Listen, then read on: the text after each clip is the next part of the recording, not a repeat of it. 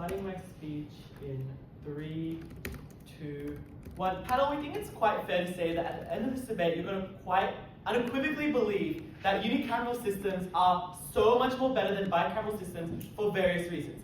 The two main points to my speech are why unicameral systems are so much more effective, so much more efficient in delivering legislation and policy outcomes. Secondly, we're going to talk about why we get more accountability, why accountability is not impacted by becoming a unicameral system. But we're going to start with some setup. First point of setup is that this is an empirical debate. So what this means is that we are debating what exists under status quo and not hypotheticals about not what a unicameral system could look like, what a bicameral system could look like, but merely what it looks like under status quo. We also want to emphasize really quickly, panel, that this mostly will occur in democracies rather than autocracies. We do want to note that if negative team tries to say unicamerals happen in autocracies, we want to note Russia has a bicameral system, meaning that, quite intuitive, it's going to happen in democracies, this debate. Okay. Second point of setup is the variety of context in terms of voting systems in both different states and the two states of houses. We want to note that we're going to explain why under status quo a unicameral system is just better than bicameral, not really the voting systems in themselves. Lastly, we're going to also emphasize that bicameral systems have two houses which are usually elected under separate metrics, under separate times, separate papers for different things, in terms of having different term limits, different houses, and they are elected on different reasons and different metrics, right? Okay, on to my first point about why unicameral systems are so much more better than bicameral systems. This can be broken down into three main things. Firstly, under a unicameral system, governments and political leaders have so much more less obstacles. They have less obstacles they need to do to pass legislation. We think that A, this is true because structurally, there's only one house of parliament that governments need to legislate in order to pass policies. But we also think B, there's a less of a chance and a less of a metric for these minor parties or opposition to sabotage governments, to block wins by governments. What this looks like is Democrats in the Senate blocking Republican bills to stop Republicans, or what this also looks like is minor parties in minor parties in America teaming up to stop governmental legislation simply for political reasons, simply for political purposes. We think that unicameral systems uniquely bring you the ability for less obstacles because of two main mechanisms. Firstly, in order to be a majority or in order to be in government, you need to have, confidence, you need to have support from a majority of people, right? Meaning that you don't have these political barriers in themselves to pass. But we think that that very structural barrier where you go through two houses in itself is very time consuming, means that efficiency is half. Secondly, this point on political sabotage and why it is uniquely and exclusively occurring under a bicameral system. We think that what the bicameral system allows, panel, is for a political party to win one house, but for a different political party to win the second house, or for a political party to win a majority in one house, or for a political party to win a minority in the second house. What this means is that, panel, is that in the instances where, say, a progressive party has one government or has won a majority in the one main house of government, the lower house, but you have a conservative majority in the the upper house or the other house in the bicameral system, you have instances, you have situations under status quo where you have this conservative bloc or opposition bloc purposely blocking legislation for political wins. In terms of, in the United States again, where you have Democrats and Republicans in the Senate, in the main house, coming together to come with a bipartisan agreement, but you have the other house blocking it simply for political purposes, simply to sabotage the Democrats, simply to stop political wins. We think that when you have a one house in parliament, that bill would have passed because it's one house. The negotiations would have stood, the bill which passed that first house, the initial stage, would have become law. Meaning you quite literally get more efficient, more effective policy making. That political sabotage is only occurring under a bicameral system. Look at status quo.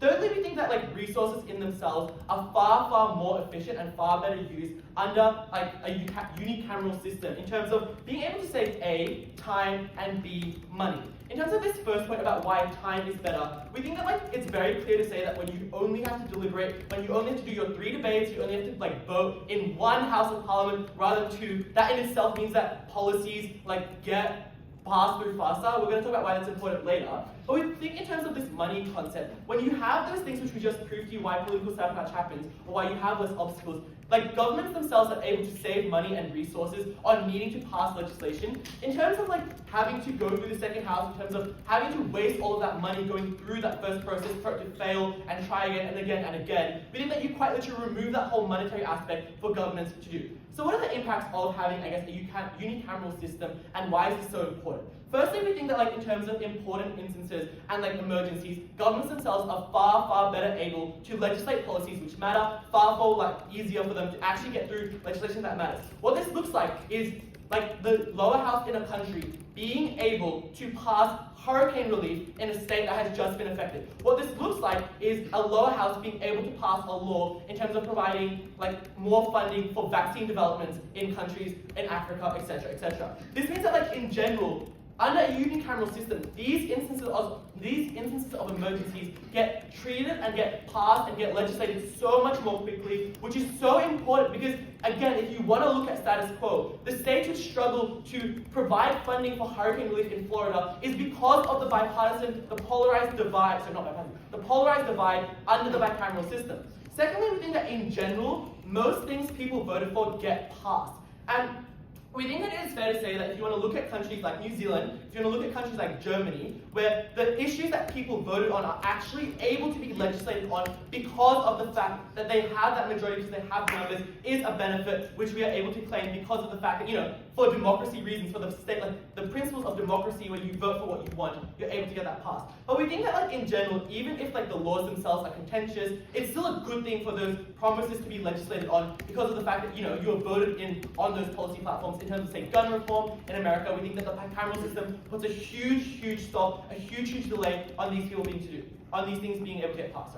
Okay, so why does accountability not actually get affected on our side of the house? We want to say that negative teams, like I guess strongest case if they run it, is that accountability will be harmed under a world where you only have one house of parliament. But we say that this is not true for like a few main reasons. Firstly, we say that under a unicameral system, minor parties still exist. And we think that this is fair to say our mechanism for proving this is to say that voting systems firstly differ in different countries. But even in states which have first past the post systems like France, like Indonesia, you still have roughly like 5-10 minor parties. I'm talking about Indonesia having a first past the post system, but their legislative council, the unicameral legislative council, has minor parties, meaning that you still get that minor party scrutiny. We think that B as well, though, when you remove the second house for like political sabotage, it actually raises better discourse in society. What this looks like is when a bill failing to pass the house, it's not simply, oh, it failed because they didn't like it or for political purposes, but it actually raises serious questions about why governments who have formed numbers in that house can't actually pass legislation. It allows for scrutiny, etc., etc. We also want to say that under a unicameral system like B, you get more minor party, I guess, influence,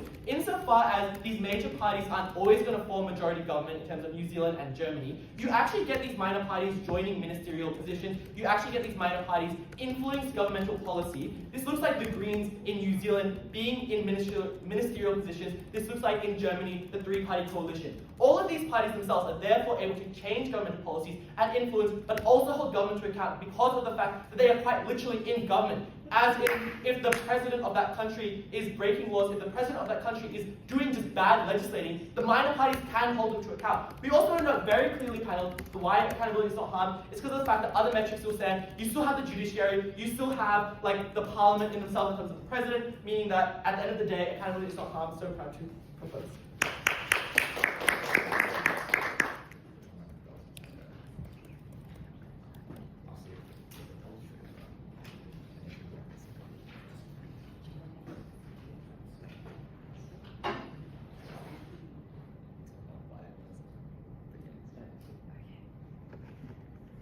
Thank you so much for that speech, and I'd like to welcome First Negative.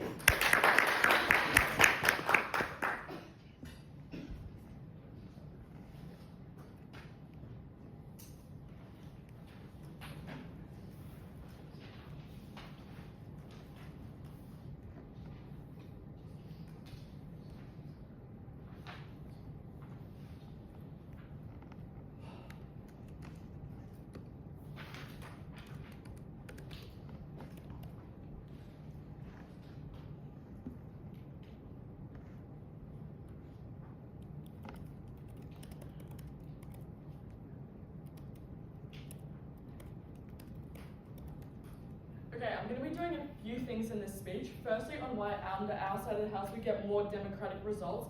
Secondly, on our side of the house why we get better legislation. And then thirdly, the point on efficiency. Before I'd like to do any of that though, I'm just going to do a brief bit of setup. We agree with the Affirmative team on the idea that we have different elections for different legislatures. And this is like empirically true, and they definitely they generally like represent different electorates and regions. We'd also just like to add that generally the upper house in these systems is constituted as a check on the lower house, and they the reason that these exist is because governments would not waste time and resources if they just had two houses doing the same thing, and that they inherently exist to be a check. So firstly, on why we get more democratic results on our side of the house. We think this falls into two aspects. Firstly, the principle, and secondly, the practical on democracy. So firstly, we think that principally we get more democratic outcomes. Why is this the case? Well, firstly, people vote twice at a national level, and we think that this is a better expression of democracy, literally just on a utilitarian level, and that they get more of a say, they get 2 votes for the national level. This means that more likely people's preferences are going to be reflected as they have 2 votes. Why do we think this is important and massive in this space? Firstly, we think that just generally in societies, the state holds a large amount of power against individuals. This is just true in the fact that they pass laws, they have a monopoly over violence through the police, and generally just control almost every aspect of life. We think that generally the only mechanism people have in democracies against this is voting. We think that the more votes you have, the more ability for democracy you have, and the more agency you gain in relation to the state, and are able to counter the power of the state, and are able to hold them accountable on their promises. We also think that independent of any practical outcomes that are proved in this debate, we think that people's principled right relative to the state is majorly important for democratic outcomes. We also think that we get more democratic outcomes practically, and we think this happens in a couple of ways. Our first mechanism is in regards to accountability, in that policies literally just intuitively go through another check. How does this happen? Policies go through the first house and then again are debated at a higher level. So literally just are subject to more accountability and more checks and more rigor. Our second mechanism is that because of the way that different elections work, they have different distributions of seats and power within the 2 houses. We think that policies have to be incredibly rigorous because of this fact, and therefore have different spheres of accountability due to the fact they're going through different interests, and the fact that they represent both their party's interests, but just also on an individual level, that individual politicians represent different interests. We think that generally speaking, people are voted in to protect different interests, both on a state and federal level, but even if they're within the same party on an individual level. We think that even if both houses are largely controlled by the same party, which we think is possible, at worst, we have the same impacts as the affirmative, where they have one house, because both houses would just agree. But at best, we think that we can still get the benefit and claim the benefit of the accountability and checks and balances that we get. Okay, secondly, onto why we get better legislation on our side of the house. Well, firstly, all of the previous things I've given you on accountability and how this will make bills more thorough and good. What do we think that this actually looks like on a tangible level at Parliament? We think that generally this is through legislations, which generally are long. We also think that it's just empirically true that in Australia we pass hundreds of legislations per year. So generally what this actually looks like is people adding specific changes and clauses to legislation that is existing. So we think that people could add clauses for a specific situation that otherwise wouldn't be. We generally don't think that this is a matter of a massive bill that's going to be entirely corrupted, but it's kind of just small changes that make a bill more robust. This is the much more likely outcome just generally. We also think that secondly, more people have the ability to contribute from all aspects, but you literally just have empirically more people in the system that debate the bill. So it's therefore more likely that the local interests of individual people are represented. Thirdly, we think that in the instance of bad policy or bad legislation, we think that on the affirmative side of the House, it's more likely to be passed because the only consideration is that one individual legislature and the majority there. Whereas on our side of the House, because of the different elections, there's more checks on the legislation. So we think that the different political parties that are empirically voted in by the people democratically and represent the views of the people can change, have opinions on the legislation. We also think that there's more of an optical risk, because it would be perceived that both houses would have failed. So we have the specific mechanism on our side that for example, the Senate would want to hedge against this, in the sense that if like the House of Reps fails in a way, they wouldn't both want to fail. So like the Senate will generally like swoop in and not want to have that that bad optics. And thirdly, on efficiency and why we don't think it's a big issue in this debate, we have a variety of reasons for this. Firstly, we think that generally in our side of the House, both houses have an active incentive to be as efficient as possible. This is because the people that are making up Parliament are politicians, and what do politicians want above all votes, which is therefore public perception. So we think that they have an active incentive to be like good politicians and get stuff through. We also think that like in these houses, it's empirically true that the way that it's structured is by setting agendas and devoting specific sets of time for specific issues. This is like specifically true on our side of the House because they have another house that's dependent on them, so they literally have to do the stuff in the time that they said they would do it. They literally just have to do it when they say, and then it goes to the next house because they have that further reliance. We also think that we can flip this on our side because we think that there's more capacity to listen to different proposals when more people are in Parliament. There's literally just like more ears to listen to the people. We also think that generally speaking in like emergencies or things where like legislation is needed really quickly, for example like COVID in Australia, it literally just is empirically true that legislation is passed super quickly. We have examples of this and like gets out in time to like deal with the crises. We think that it's like a big claim to say that every single government with two houses like can never respond to an emergency at all. We also think that even if none of this is true, even if you don't buy any of it and you think that like we have no efficiencies, we think that having good policies and having good democratic outlines outweigh efficiency because of the principle of weighing. We think there's literally no point of having efficiency if it's bad in the sense that it doesn't reflect the people at the highest potential we could.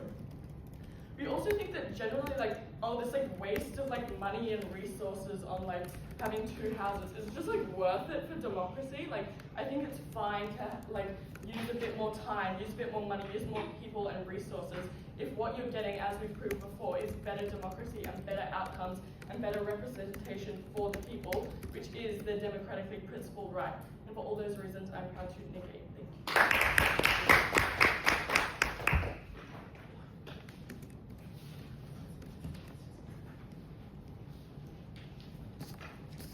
Thank you so much for that speech, and now I'd like to welcome the second affirmative speaker.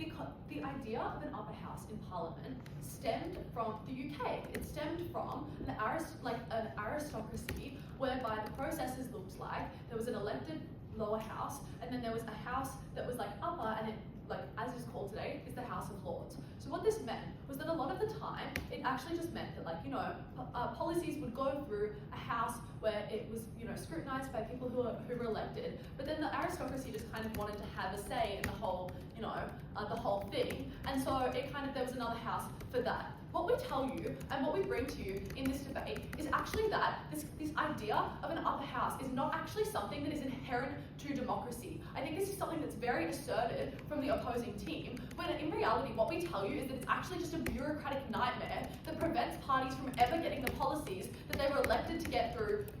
We told you that this idea of an arbitrary house that stemmed from its roots is something that is actually very much relevant to how bicameral systems work today. We told you that when you got rid of that very, very arbitrary idea of how parliaments worked, and that very arbitrary metric, you were able to literally save lives by getting policies through. You were able to depoliticize the states. You were able to get this whole range of benefits that's very much exclusive to our side. A few things in this speech.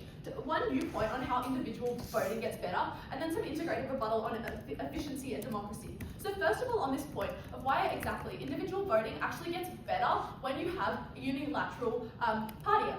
Some of this is very intuitive, some of this is requires a few mechanisms that I will obviously step out. The first reason that people are incentivized to sort of care more about who they're voting for is simply because it's one less election, it's one less ballot paper. If I have to go and say maybe I'm filling below the line in the Senate, that's a fuck ton of names. I'm sorry, I'm not paying attention to all of that, right? So quite simply one less election, one less piece of paper, therefore people's attention may be marginally directed more to one major election, right? But the more compelling point here is the fact that they actually have to demonstrate their preferences with one vote and one vote only. So what that meant was that you couldn't actually just you had to care more about who you were voting for, because you simply got to put potentially one name on that paper. Obviously, there's different voting systems and things like that. But what that looked like is as an individual who was left leaning, right? If you wanted to vote for the legalized cannabis party in the Senate, you could no longer just just in general, you could no longer just kind of have a cop-out vote because you wanted more scrutiny, or you wanted the legalized cannabis party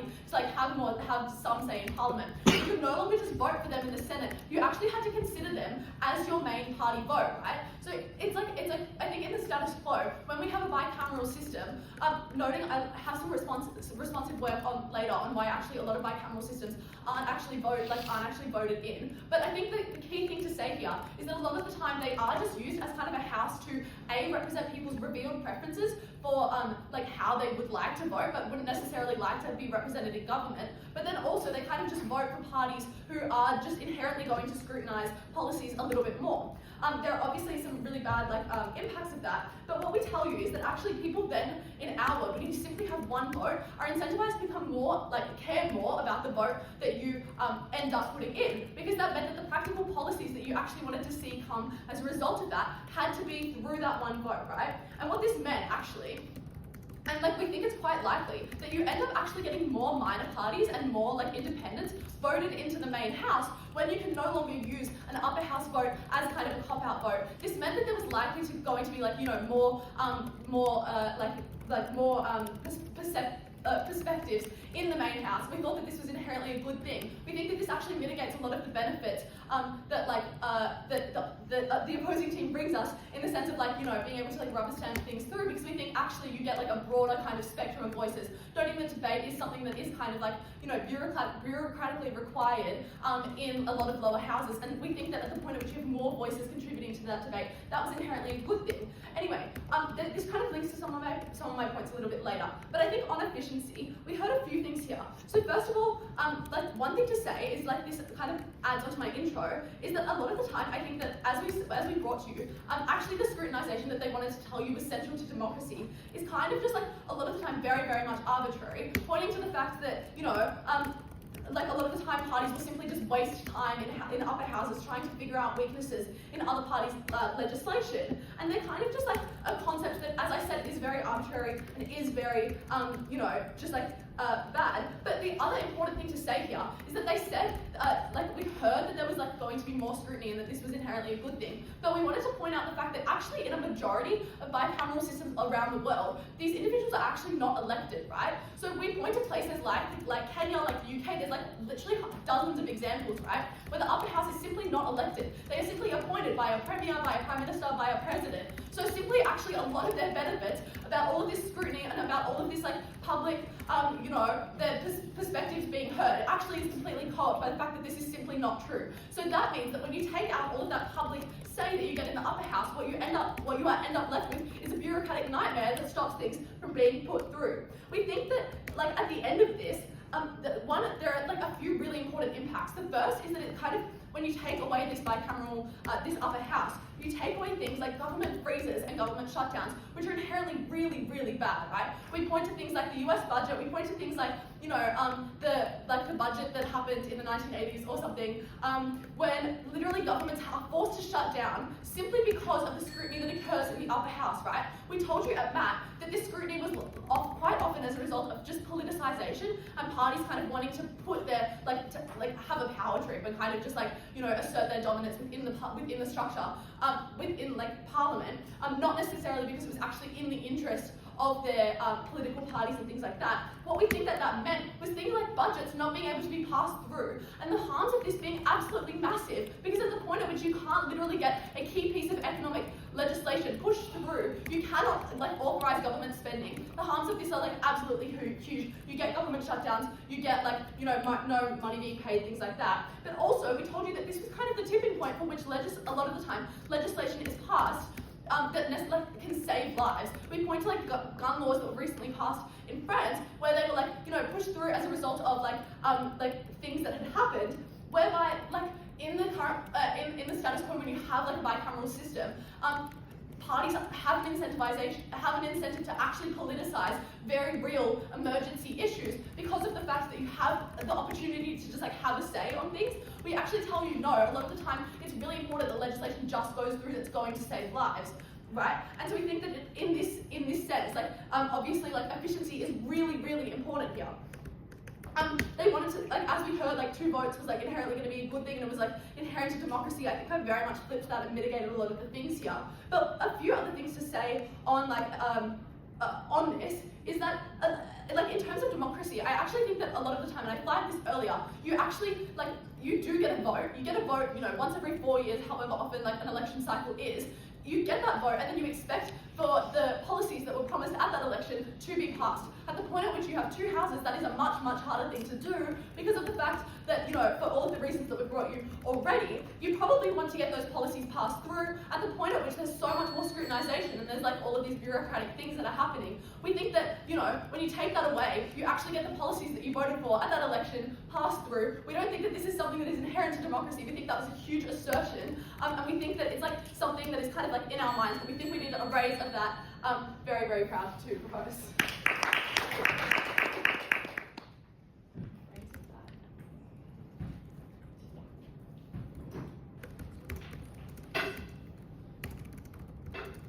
Thank you so much for that speech, and now I'd like to welcome Second Negative.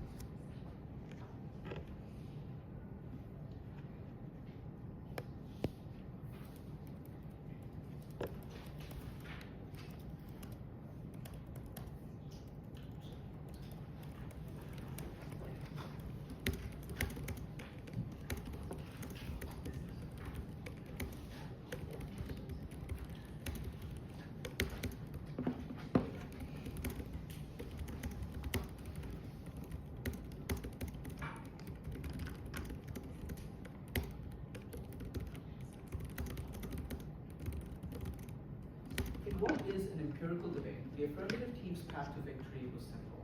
When comparing unicameral and bicameral governments, the way you should weight this debate is on benefits and harms, as obviously as that can be. But the benefits we bring to you of efficiency and legislations were significant.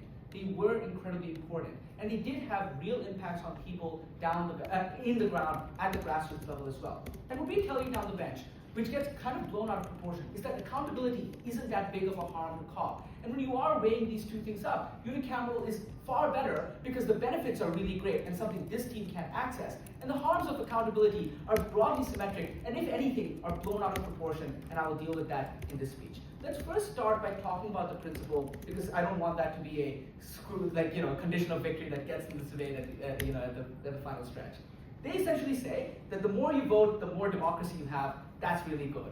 I just think that's flawed fundamentally. Even if I want to engage with that, I think Eva already tells you why the way you vote and the kinds of voting you do is incredibly important. At the point at which you feel like your vote matters, you're more likely to turn out. Not every country in the world has mandatory voting, so people showing up to vote is incredibly important. I think we tell you why people are more engaged to vote because they feel like voice matters more. That gets us that message. But I think this misses the point of the principle of democracy. Democracy is about getting your voices heard. Voting is just a way for your voice to be heard, right? So you just elect people that reflect your views, who can then represent you because you think they're representative of you. I think at a point at which that process doesn't actually get the kind of change you want to see, democracy doesn't really hold up. And let me tell you at Matthew, what's incredibly important? It was that at the point at which this is an incredibly sluggish system and a bureaucratic and time-consuming system, your voices and the thing that you voted for, the campaign that you voted for when you voted for Joe Biden, for example, doesn't actually go through. Your democratic voice hasn't actually been heard because the thing that you voted people into power for didn't actually materialize. So insofar as democracy is something that matters, I think we get that far greater on our side. Because down the bench we explained to you our ability to pass things that you voted for is just far greater because you have less of that political sabotage, less of those political obstacles. And I think that's a far better metric for you to judge democracy as opposed to just the number of votes you have. That falls out in this debate. Let's talk then about legislation, and I will include our points of efficiency under this because I think that's just far neater. Let's talk about what they say. They explain that more accountability just means you get better legislation. It's unclear to me, even at the end of that second speech, why that necessarily is the case, why having more eyes or more ears is incredibly more representative. Because I would note that you do get representation on our side as well. A unicameral system is still representative of people and population and demographics as well. Oftentimes you still have affirmative action where you do have political parties that need to make up a certain proportion of that unicameral system as well. So it's deeply unclear what's unique on their side when we're talking about a second house in there. But secondly, I just think their own concession at second negative was incredibly detrimental to this. At the point at which they concede that in the vast majority of instances when they're unelected, they just rubber stamp people because they don't have any mandate, then what kind of accountability does this team really stand for if all the upper house really does is just rubber stamp and do a formality? I think we're far better off saving that tax money and putting it somewhere else. It's unclear to me what that benefit is, but I will be charitable and I would take them at their best. Like let's take the US Senate, for example, which is voted in. I still think the things that in those instances you get things like political sabotage. Second, they explain that political sabotage is unlikely because there's a risk of you to lose votes. I just don't think that's true. Most parties, and empirically if you look at it, the US is an incredibly good example to demonstrate this point. The Republican Party often does politically sabotage the Democratic one, and the Democratic one does the same for the Republicans as well. Because that risk is something they're willing to take, because the reward they get is that other party not getting a political win that they can then use in the next election cycle to get elected. Because especially when they're in power, that's a win that they can point to in the next election cycle, telling people that this is something we got you. That's an incredibly important thing that opposition parties want to stop the party in government from actually accessing, which is exactly why they want to do this. They explain that there is no incentive for you to do this, and especially during times of emergency, you want to work out. I just don't think that's true, again, because you don't want to give that other party the political win. But often when there is a political, whenever there is an emergency, and that is prolonged, that looks bad for the party in power, not the opposition. So it's in the opposition's best interest to make that as prolonged as possible, so that the party in power gets deseated in the next election cycle. That tells you why political sabotage exists. The third thing they say here is, and the third thing here is to just explain that things like filibusters still exist, which often means that legislations don't get passed, which directly is engaging with our point of efficiency, which tells you that this takes a really long time for policies to pass, which in and of itself is problematic in three key respects. The first is that it often just means that when it comes to things like emergencies and things that really matter like gun laws, it takes an incredibly longer amount of time for that law to get passed. For example, the US has a school shooting every hour, yet still they aren't able to pass any gun laws because the Republicans keep blocking it in the House, in the Senate. That's an incredibly problematic thing. Whereas if you compare it to New Zealand, a system of unicameral government, once a shooting happened, they were able to pass a law incredibly quickly. Even if this is a compromise on the quality of law, or whatever that's supposed to mean, I think we are still able to cop the benefit that, people aren't dying from school shootings. I think that's an incredibly big benefit, and that does improve people's lives on the ground. I think that's a tangible benefit that you can point to, not some vague benefit of quality which I don't really understand. But I think in the vast majority of instances, it is just incredibly better, because campaign promises were things that people had voted in. In a lot of instances, in their world, if I'm being charitable, this is incredibly watered down at the point at which this does go. They already compare this to things like compromise. But I just don't think that compromise is democratic in and of itself. The whole system of voting is to get your preferences put forward. And once you've voted someone in, I think that's incredibly important, that your views are reflected in the policies that are put forward. But I just don't think that happens, even in their best case, when a watered down policy actually makes it to the floor, actually makes it to the executive that puts it on the ground. I just don't think it's democratic, firstly, but also is not reflective of the views of the majority, whose views matter within a democratic system, which is something we all agree this debate takes place in. But thirdly, I think in the worst instances though, you just get shutdowns. Governments don't work. America is notorious for government shutdowns. That often means that people don't get access to things like state services and benefits that, again, has a direct impact on their lives. These are about real people in real life, doing real things. And I think this team definitely hurts them in bicameral systems as opposed to unicameral ones. Let's then talk about their harm about accountability. I think we tell you a few things that they don't really engage with quite well. The first is that they kind of shoot themselves on the foot when they say that there's unchecked mandate because of they don't have the mandate because if they're not elected, that means they rubber stamp. Obviously, their own benefit of accountability is already gone in that instance. But secondly, I just think minority parties, by virtue of the mechanisms we give you at EVA and MAT, are far more empowered in our world because you have because you need to be more involved as a result of the fact that there isn't another house or in the system that you can go through. But secondly, I just think even if you coalesce with other parties, you can still have your voice be heard and you can still be a minority party. Insofar as they want to say that judiciary doesn't exist, I just think that's not true. Obviously, judiciary exists in the vast majority of the world, and it's elected in a way that is supposed to be separate from the government in and of itself. There are lots of checks and balances in place, but even if none of that is true, I think you can just explain that people can still do things like votes of no confidence and still vote out governments when it comes time to elect. At best, they can explain that maybe you can get another government elected in a separate house, but it's unclear to me why that's incredibly important to access accountability when we already have that just in a different way. I think at the end of this debate, it's incredibly clear that the benefits to people is incredibly high on our world, and the harms of accountability are incredibly marginal, if at all existent. For those reasons, incredibly proud to propose.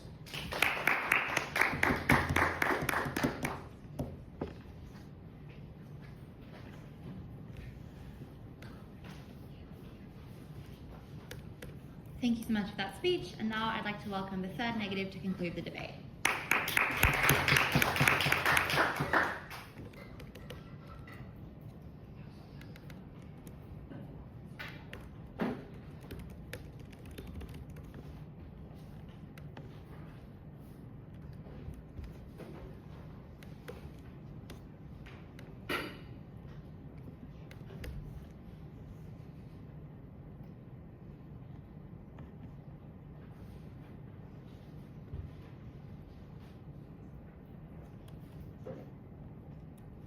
In this debate, we seem to have been caring about a few different issues, right? The way up comes to what do we think of efficiency, what do we think about accountability, and overall, how do we best deliver these best policies to the most amount of people, right? How do we get the most people happy with what actually happens in Parliament?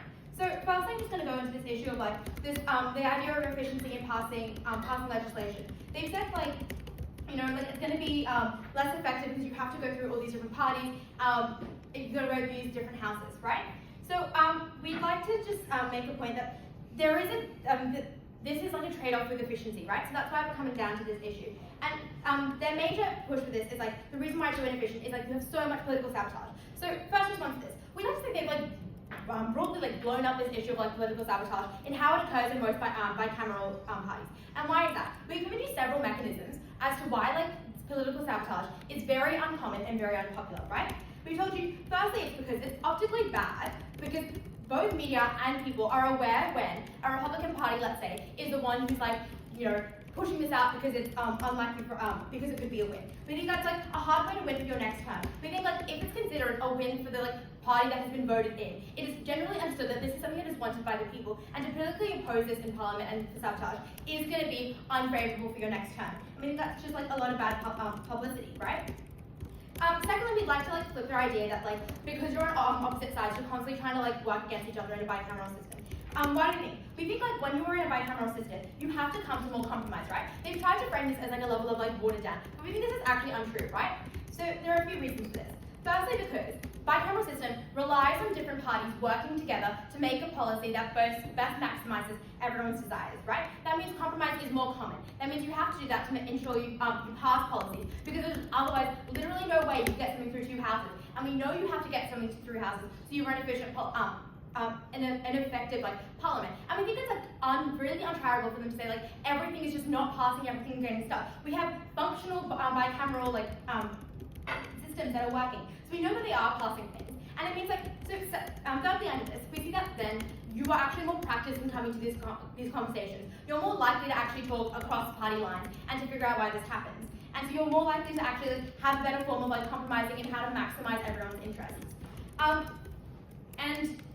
We'd also, on this point, we'd like to point out that if you can logically understand that they try to say there's zero or minimal political sabotage under a unicameral system because you don't have to pass it because you have majority. They tried to point out you have coalition, you have unicamerals that are coalitions. If they can understand on their side that even in a coalition where you don't necessarily have strict party lines, you might need to work with other people from cross-party lines to pass something. Why political sabotage doesn't occur there? It can logically happen that it happens in a bicameral system when parties work together to achieve a certain good, right? Fourthly on this, they've tried to say that that you're not going to actually have effective policies like gun control because they just keep getting politically sabotaged, right? Because under maybe a unicameral system, it would get passed and it would actually just happen. So firstly, we'd like to say there are actually no changes in a unicameral system, because let's say a Democratic Party gets voted in and it has a majority in their singular house and they pass it. That is, if it is so oppositional to the Republican Party, when they get voted in an elected term, they will just repeal that act. We don't think it's actually leading to a change that is going to be accepted by everyone in the community when there is such strong contention from both the public, but the 40% of people maybe who really like guns and who like my right to a gun. We think it's unlikely that it would stay in that, and we think often it would just be a way that the Republican Party would get voted in for the next term. So we don't see those policies that they so claim are happening on their side actually staying and being consistent, right? So at the end of this, we see the political sabotage that they've tried to point out is a major detriment to the efficiency. Isn't actually likely to happen because politicians have incentive to actually pass things. We see that it's just not that working together is how you actually maximize these issues. And another reason as to why we see this level of double checking isn't necessarily always leading to conflict is often the way that it functions is that you're inputting clauses, right? Legislation pages long, and often it's just how do you add a clause that protects maybe an interest that was only brought up on a local level in your electorate where maybe you're from a lower SES. Is that policy considering that group of people, not just saying on a Senate level where you live in an agricultural industry. So we think that level of representation is positive and is happening. So we think that level of efficiency isn't as impacted as far as they want. And for the issues where they said emergency is it's urgent. We think firstly you have executive powers often that deal with this. Secondly, it's unpopular to pass things that are going to harm a lot of people. And thirdly, we just don't think they can point to a singular example of say flood relief and say that's indicative of the entire bicameral system. We think that's very uncharitable in the sense that we can point to COVID, a massive pandemic, caused a lot of things. Every bicameral parliament, such as Australia and such as the US, pulled together and pass the urgent type of relief that you need. So we think it's unfair to say that this exists to the extent that they've tried to say. So what is on the trade-off maybe slightly less and for just a little note about the issue about rubber stamping and how that just was a concession. First, it was not a concession. It is to say that for the minority of bicameral systems, maybe there is a rubber stamp, and we think if it is, it's not impacting the efficiency whatsoever. It sort of functions there's no net loss for them that functioning as a bicameral system because it's just as similar. For the majority of things, they do just have the extra additional check. So what does it come when it comes to accountability, right? So that's what we're weighing it against. They've tried to say there's actually not less accountability when you don't have the check. In for the sense that they've pointed to judicial powers and they've pointed judicial powers as a mechanism at project. So I'm going to tell you why this judiciary power is ineffective as a sufficient check. Because what happens when you have a policy that is not as robust, because it has not been debated through 2 parliaments, pass through, and how does this actually lead to greater inefficiency, right? Because what happens if you pass through something that hasn't been checked? Maybe you find a loophole. It was often going to be found maybe in a case that's brought up to maybe go magistrate court and they find something that's not protecting a certain person, not protecting something. It is this loophole because it wasn't a robust policy to begin with, right? okay, so now you have this, and now you have to like escalate it maybe to High Court to be like, hey, what do you do with this? Is there something right? And then from there, they might like refer it to Parliament, to your unicameral Parliament, and say, hey, like this seems like a bit of a problem with your policy. It's not achieving what you want. You know, thoughts on this. And then the Parliament has to re-bring that issue up and pass an amendment. And then they have to pass that amendment, re-bring up the topic of discussion from maybe like a year ago, a month ago, and consider how to change that and amend that, right? So this policy, like this process of like actually like getting a robust policy that is like effectively covering, protecting everyone's interests and is effective in the world is actually a longer process, a more lengthy and expensive process than it is to actually maybe spend that extra like 5 hours debating from like your Senate to your House of Reps and getting that in. So I think like for that, like you don't actually have the judiciary system as an effective check. Secondly, we still have that in bicameral system, so we don't see like how you're losing out. You still have that check, and if anything, you have that credit check. So like how do you actually win up when you have like this bicameral system, and why is that like a unique check that the opposition cannot claim, right? They've tried to say like your form of democracy isn't going to be any better because you're just going to care less about voting. And for this, we have a few reasons as to like why this just isn't true. Firstly, your elections are happening at different times. That means people are engaging with the politics at a different point in the year. They're not like overwhelmed by like maybe like a lower house and an upper house. And we think it's positive that they're re-engaging with politics maybe twice rather than like once every 4 years, right? Because that means they need to consider and put themselves in the political sphere and consider how it works. And that means that they're going to be having a greater political understanding. It means that they can actually represent, are entitled to vote for issues that are like on reaching different levels. Say they want cannabis to be legalized, so go for it. And they can also vote for Labour to have like, you know, like less tax cuts. And these, we think, is an important expression of democracy, and that is why we are proud to unite.